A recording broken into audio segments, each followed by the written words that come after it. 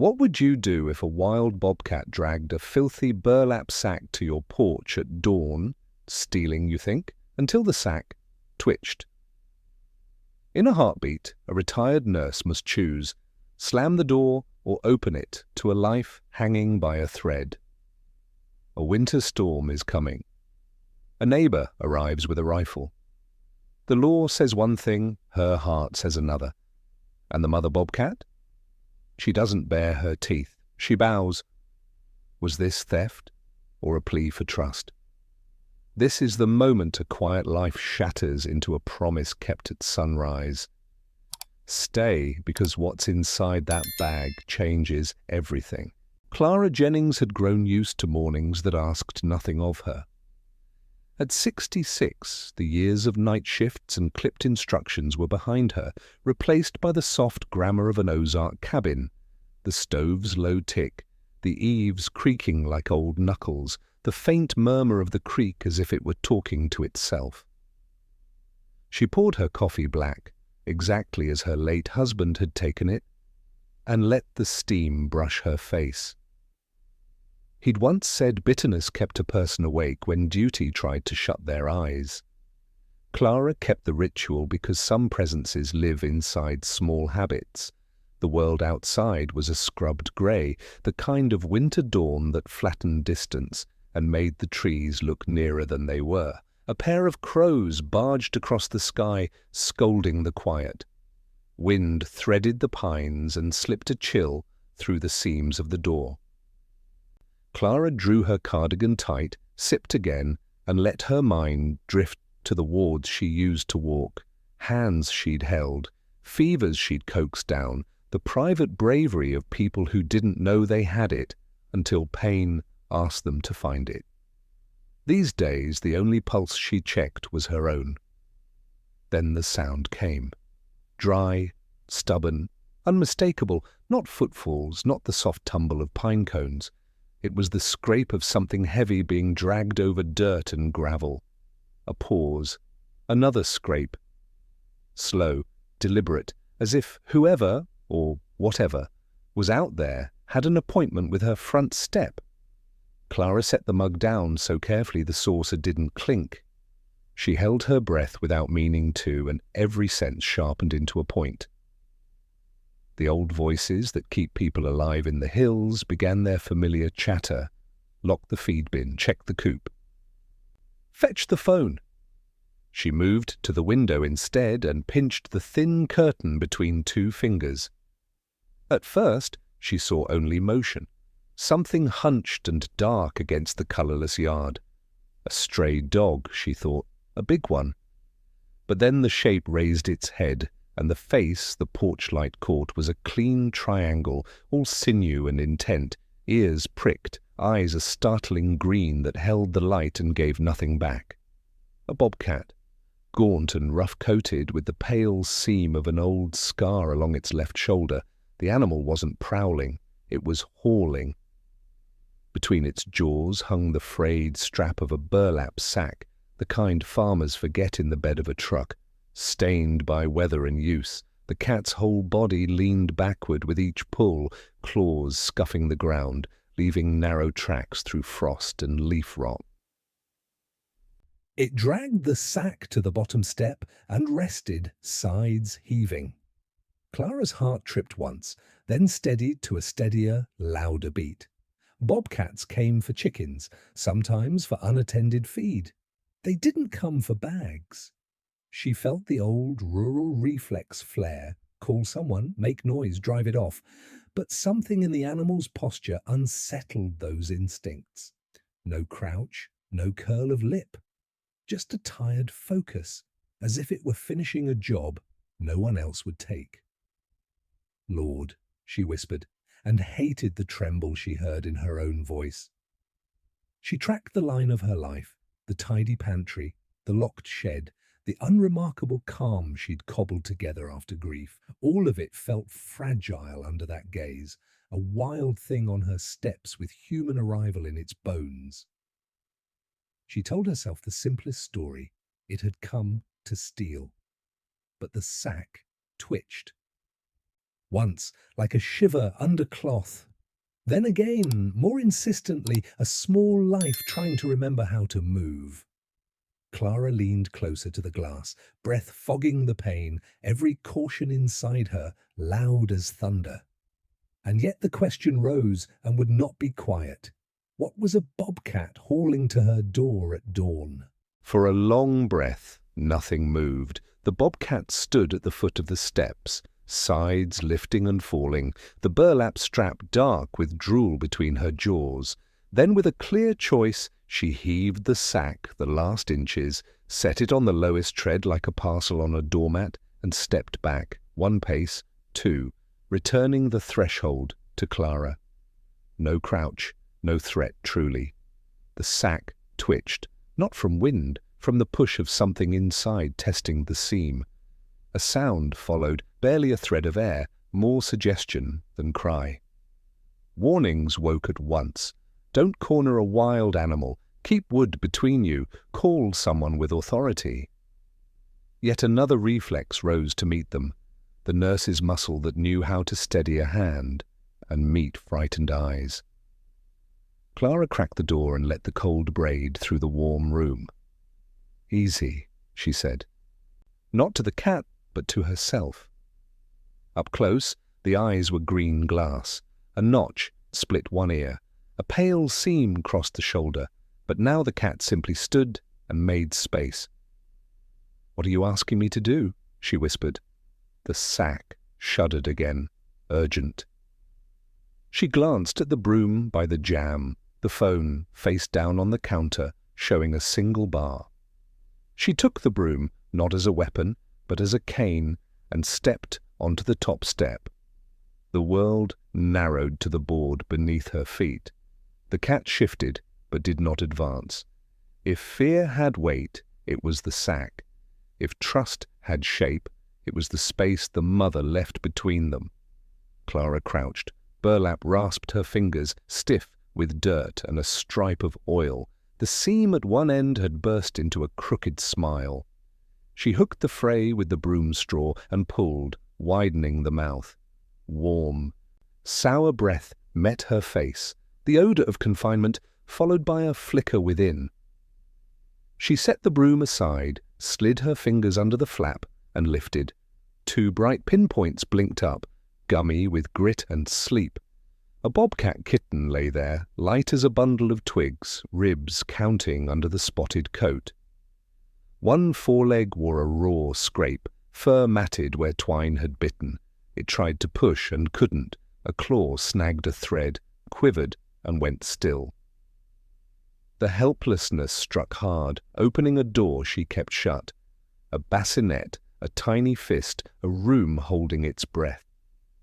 "Oh, sweetheart," Clara said, the nurse's voice arriving before she called for it. "You don't belong in there." With two careful fingers, she freed the caught paw, the way she once freed a tube from a blanket without waking a child.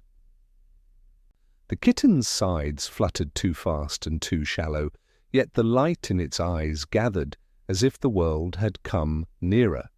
Behind her, the mother made a low sound, not a growl, but a hoarse hum, as close to a question as an animal could make. Clara raised the sack toward warmer air leaking from the door. "I'll help," she said, and realized she'd answered the cat. The head in the yard tilted. For an instant the three of them, woman, wild mother, and the small life between, hung in a geometry older than rules. She had opened the door to shoo a thief. With the burlap gentled in her hands and the kitten's breath ticking against her knuckles, she knew different. Nothing had been stolen. Something had been delivered, Gravel whispered, then crunched hard. Clara didn't have to look to know who it was. The rhythm of those steps had come up her lane for 40 winters. Samuel Price filled the gate the way an old oak fills a fence line. Spare, weathered, immovable. A wool cap tugged low, flannel under a scuffed barn coat, and in his hands, Ong rifle in a cracked leather case, carried upright, not brandished, like a responsibility he never quite put down. "Clara," he called, voice pitched low so as not to spook whatever waited beyond the porch light. "Step back from that door." She didn't move. The burlap lay open in her arms, the kitten's breath feathered quick against the crook of her elbow. Below, the bobcat stood, ears forward, motionless but watchful. Samuel stopped 2 steps from the porch, 1 boot on the bottom tread, eyes doing the arithmetic men here do without thinking: distance, angle, cover. "That is not a house cat," he said, more statement than warning. "I know what it isn't," Clara answered, surprising herself with how steady she sounded. "She brought this." Samuel's gaze snapped to the sack, then to the small face inside. Something tightened along his jaw, and then let go, just a little. He slid the rifle case behind his leg, out of line with the animals and with her. "You can't read a wild mind," he said. "It'll let you close right up until it doesn't." Clara met his eyes. "I can read a moment," she said softly. "And this one isn't about taking." The cat in the yard shifted her weight. No crouch, no coil. Just the patient lean of a body at the end of its strength. Samuel's eyes caught the pale seam across the cat's shoulder. The clipped ear. His throat worked once, as if swallowing a thought he had no wish to say aloud.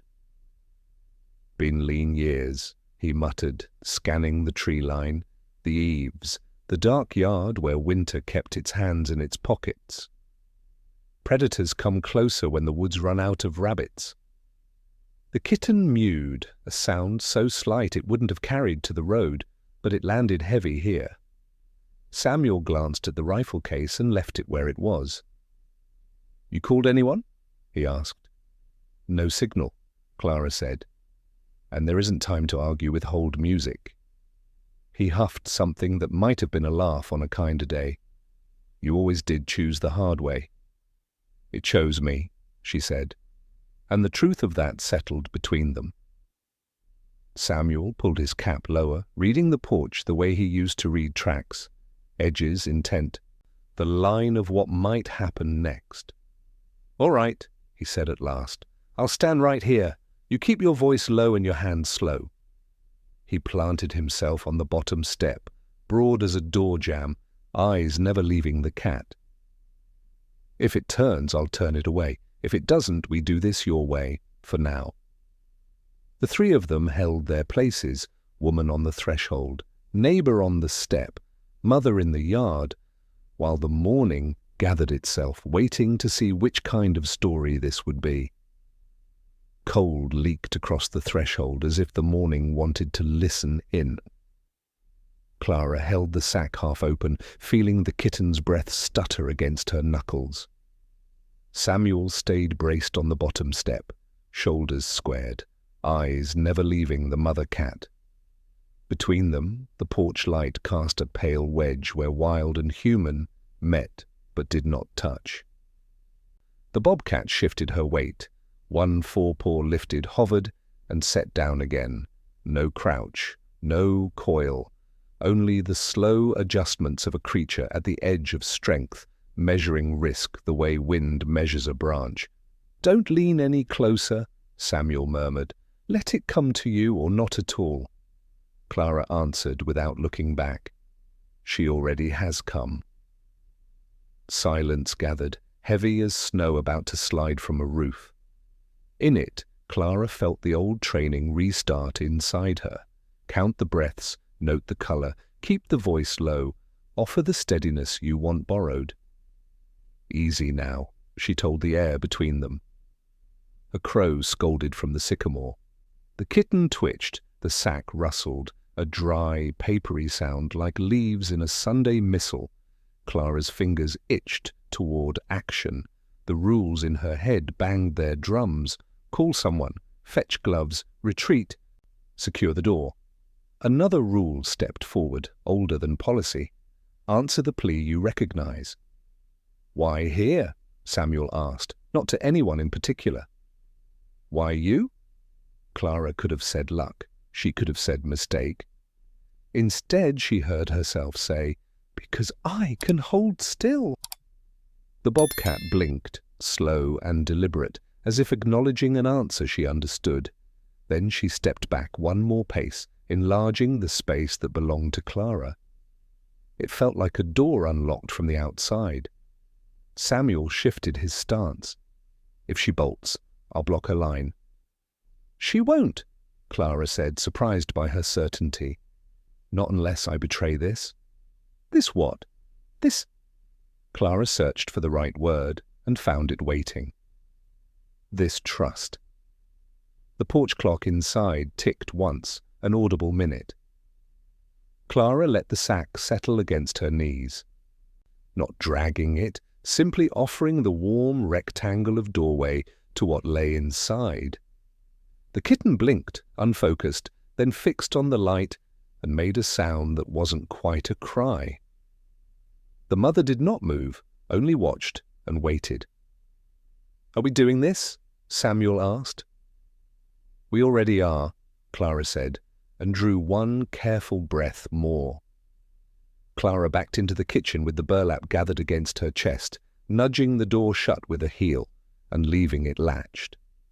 The stove held a steady glow. She turned the knob higher until heat ticked through the iron. On the table, she laid a folded towel, then eased the kitten onto it, cupping its ribs so the small body would not roll. Breath fluttered fast beneath her palm, too fast, too shallow, but present. Stay there, Samuel said from the threshold, keeping his voice low, his frame filling the door. I've got a heat pad and an old blanket in the truck.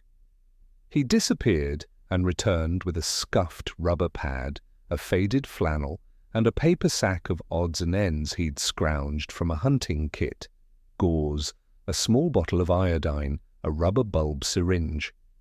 Clara slid the pad beneath the towel and tested it with her wrist. Warm, not hot. She fetched a bowl and warmed water to the edge of comfortable, stirring with 2 fingers until it matched skin. With a cotton cloth she dampened the grit around the eyes, dabbing until lashes loosened and the lids could blink without sticking.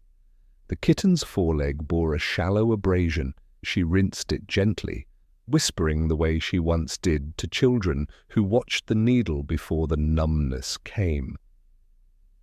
Can it take anything? Samuel asked. A drop or 2, she said. Milk would be wrong. We'll start with water. She filled the bulb, touched a bead to the lip, waited for the reflex. After a moment, the tongue flicked, then swallowed. Another bead, another. She counted quietly, a rhythm that steadied both of them. The room steadied. From the porch came a soft scrape across the boards. Samuel shifted, but Clara only glanced toward the door. Through the pane, the mother's outline sat in profile, whiskers silvered by the weak morning light. She did not press the glass. She watched. Almost there, Clara murmured. She tucked the flannel around the small chest, leaving space for breath, then slid 2 fingers beneath the jaw to feel the slight, stubborn motion. You're safe now, she added, unsure whether she meant the animal or herself. Samuel exhaled, slow. What's next? We keep him warm, keep him quiet. And keep faith, Clara said. And if the line comes back, we call, but not to hand him off before he can stand. By afternoon, the sky had the dull sheen of hammered tin. Wind came in from the ridge in long, muscular pushes that made the cabin seem sigh. Samuel checked the latch on the back door, then the front, then the window by the sink. Barometer's falling like a stone, he said. Lines'll go down.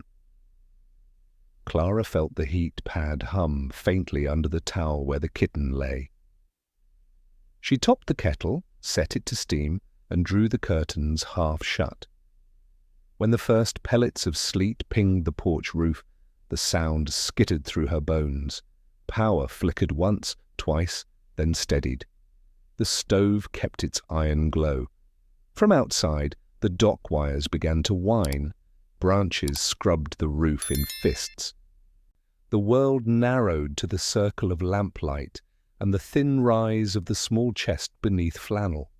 Clara found herself counting. 3, 4, 5, then starting again, a quiet metronome of promise. A thump came at the steps. Not a branch, a placement. Samuel moved to the door and lifted the latch an inch. Cold bled in, carrying the grit of ice. The porch lamp wobbled on its chain. In the light's shiver, the bobcat stood, fur soaked to the skin, ribs surfacing and sinking, as if the storm had hollowed her out.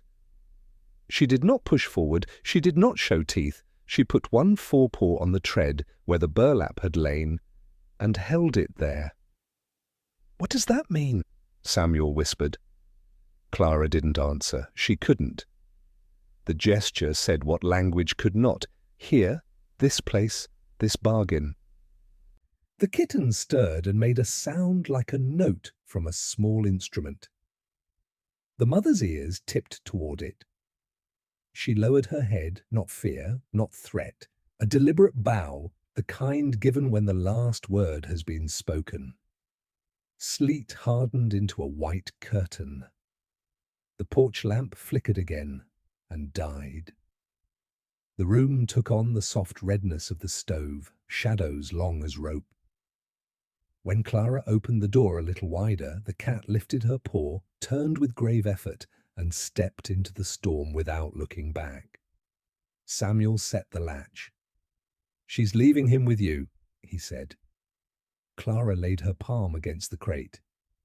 "Then I won't fail her," she answered, and the wind carried the vow into the trees beyond them.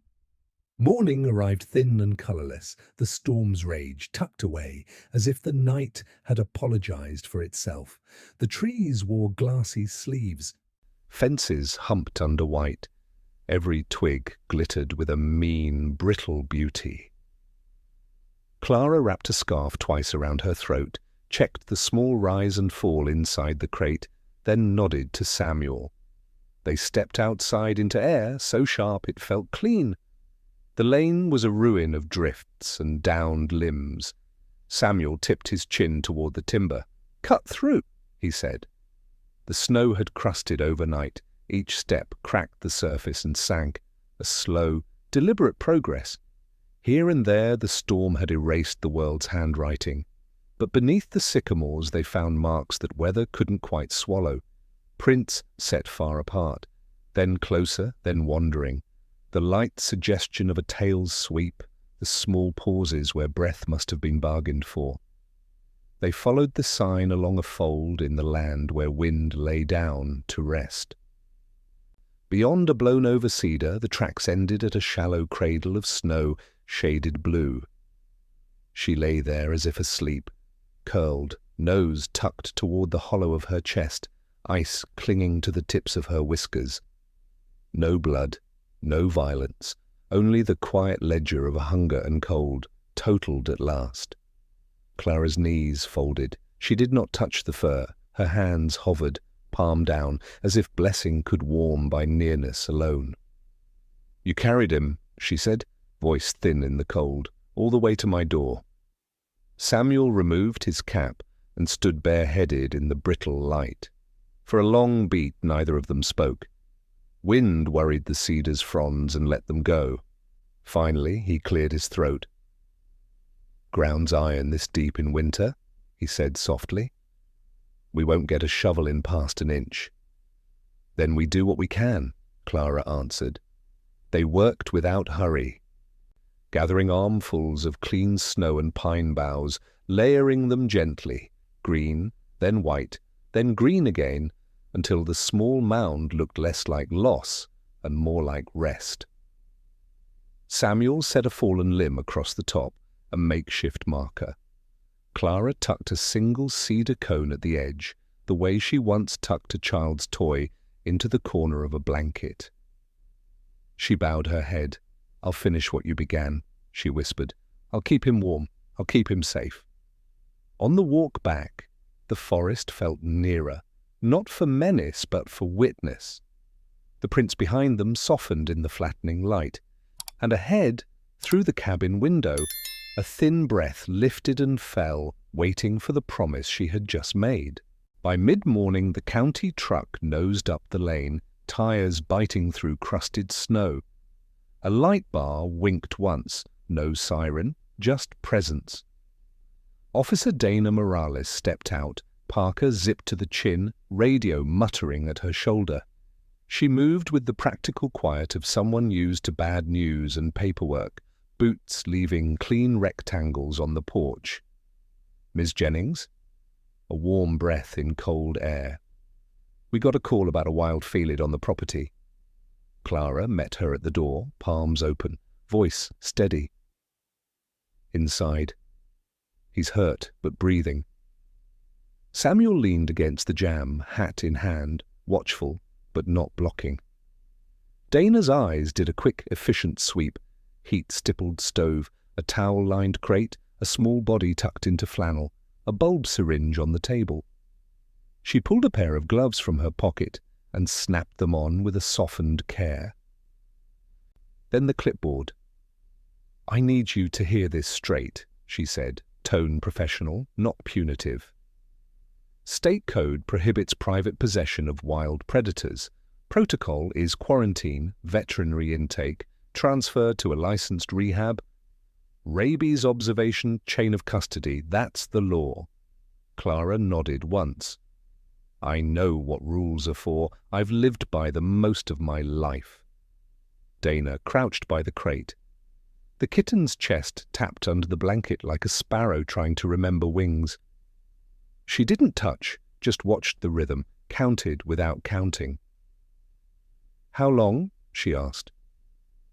"Since yesterday dawn," Clara said. "His mother dragged him here in a burlap sack and stepped back. Last night she said goodbye." The words were even, but they trembled at the edges. "We found her this morning. We covered her with pine." Dana looked up. Something behind her eyes shifted, a tide that didn't quite break. Samuel cleared his throat. "I saw it too," he said. "She placed that sack on the step, never once showed a tooth." Dana exhaled, a small surrender to the unexplainable. She flipped a form to a blank page and wrote with a blunt pencil. "Here's what I can do." A glance at the radio, then back. "I'm filing a provisional hold. 48 hours on site pending director review. You keep him warm and hydrated only, no cow's milk. I'll bring formula and a heat sensor. I'll be back at dusk and at dawn. If condition crashes, we transport. Understood?" Clara's relief was quiet but immense. Understood. Dana left a yellow copy on the table, a row of boxes checked that didn't have names for what had happened on a wooden porch in a winter storm. At the door, she paused, eyes on the crate. "I can't put trust in a report," she said, almost to herself, "but I won't pretend I didn't see it." When the truck turned at the road, the house felt different, not free, not condemned, simply borrowed time. Law had held its line, mercy had opened a small gate in it. Now the work of keeping a promise had a clock. Borrowed time has a different sound. It clicks in the radiator and whispers from the clipboard copy Dana left on the table. 48 hours, warmth, hydration, no heroics. Clara answered the clock by moving. The old chicken coop listed behind the lilac bushes, half-silvered with weather. Samuel tested the posts with his boot and grunted. Frames honest, wires a lie. They stripped the rusted mesh and replaced it with hardware cloth so tight a mouse would need to file paperwork. Clara swept out the ammoniac dust, then spread clean straw, her hands remembering the measured care of hospital sheets, smooth, snug, no folds to chafe. Dana swung by with formula, tiny nipples, and a clip-on heat sensor that blinked a small green reassurance when the air held it safe. "Keep him inside tonight," she said, "but get this space ready. He'll need room to stretch without slipping through a crack you didn't know you left." They worked in agreeably mismatched silence, Samuel measuring and cutting plywood to skirt the drafts, Clara sealing seams with weather tape, tucking old quilts between studs for insulation. A salvaged shop lamp hung low, its cord wrapped and tied like a ship line. A cedar branch anchored in a corner became a practice perch. A wooden box filled with leaf litter became a lesson in hiding. On the floor, Clara spread a canvas runner so small claws could find purchase and confidence. "Why all this?" Samuel asked. "If the plan is to turn him over." Clara tightened a screw and didn't look up. "Because the plan is to keep him alive. Word traveled the valley the way steam leaves a kettle. Quiet at first, then inevitable." A truck slowed at the gate and rolled on. At the feed store, someone told Samuel he'd lost his edge. "Edge isn't what keeps a thing breathing," he said, surprising himself. Inside, the kitten, rusty now because of the warm wash of color under the grime, took to the schedule. Drops on the tongue every few hours, a gentle rub to coax a swallow. Short, sunlit visits to the coop with the heat lamp glowing like a small moon. He startled at the first flutter of a sparrow's wing outside, then settled, listening, as if cataloguing the sounds that would one day belong to him. At dusk, Dana returned, scanned the blinking sensor, and nodded. "You two build like people who don't want excuses later." She stood a moment at the doorway, watching Rusty breathe. "You're buying him days," she said. "Sometimes days are what make the difference." After she left, Samuel tested the latch once more. "If he leaves," he said, not quite a question. "Will you be ready?" Clara touched the warm lamp glass with the back of her fingers. "When the door needs opening," she said, "I'll open it. Until then, we close every gap that lets the cold in. Days lengthened by inches, and Rusty learned to fit himself into them."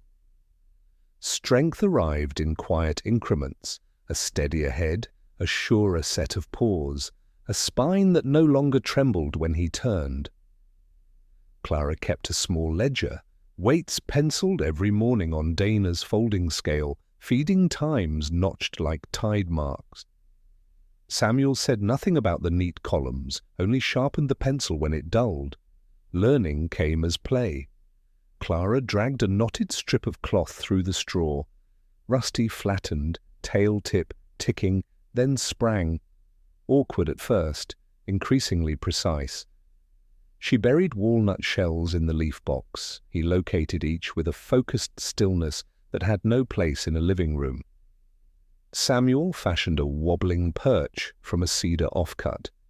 Rusty mounted, balanced, and surveyed his little kingdom with a gravity that made them both laugh. Dana's visits shifted from anxious to observational. She knelt with her clipboard and let silence do the measuring. The set of shoulders, the speed of breath after a pounce, the way Rusty's eyes tracked movement outside the mesh instead of the comforting hands within it. "Instincts waking up," she said one dusk, not unkindly. "That's the point, isn't it?" Clara nodded, though the assent scraped. At night, when the lamp glowed low and the cabin settled, she sometimes caught the prickle of being watched. Not menace, witness. She would ease to the window and see, at the boundary, where porch light dissolved into black, a brief flare of green, eyes that didn't blink so much as register. Once a second pair hovered a little farther back. Rusty smelled them before she did. He went still in a way that emptied the room of every human sound. They began short walks to the pen at first light.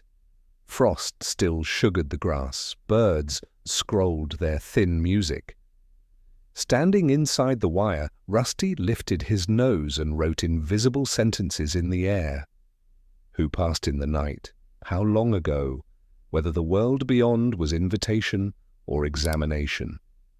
He pressed his paws against the mesh and tested it, not to escape, not yet, but to answer a question he could not ask with anything but his body. That evening, Clara wrote in her ledger beneath the numbers, "Love isn't a lock, it's a hand on a latch waiting for the right hour." The words steadied her and undid her in the same breath, because if the woods were calling, and she felt sure they were, who was she to pretend not to hear them too? Dawn found the yard rinsed of colour, a thin silver laid over grass and fence, and the roof seam where frost still clung. Clara stood by the pen with one hand on the latch, Samuel beside her, his breath a small cloud in the cold. Inside, Rusty paced the length once, twice, then stopped and looked up as if he'd been listening to a voice they couldn't hear. "Ready?" Samuel asked. Clara wasn't, but readiness has little to do with doing the necessary thing. She nodded. The latch lifted with a click that sounded larger than it was. The gate swung a palm's width, then wider, until the opening was not a suggestion, but a choice.